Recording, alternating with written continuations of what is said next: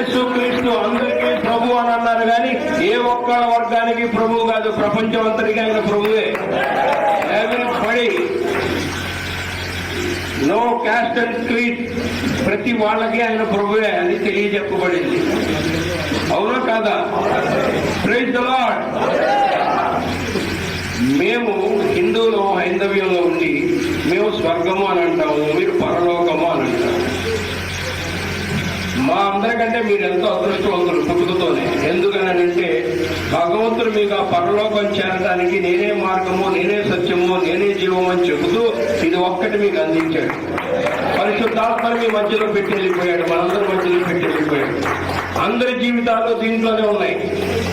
ఆనందంగా ఉన్నప్పుడు చదివితే ఒక రకంగా ఉంటుంది, బాధతో ఉన్నప్పుడు చదివితే ఒక రకంగా ఉంటుంది, నష్టపోయినప్పుడు చదివితే ఒక రకంగా ఉంటుంది, అద్భుతమైన విజయాలు పొందితే ఇంకో రకంగా ఉంటుంది.